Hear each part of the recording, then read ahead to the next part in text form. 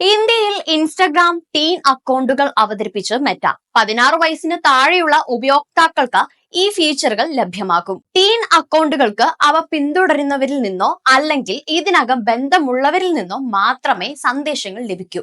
കൗമാരക്കാരുടെ അക്കൗണ്ടുകൾ അവർ പിന്തുടരുന്ന ആളുകൾ മാത്രമേ ടാഗോ മെൻഷനോ ചെയ്യാൻ കഴിയൂ.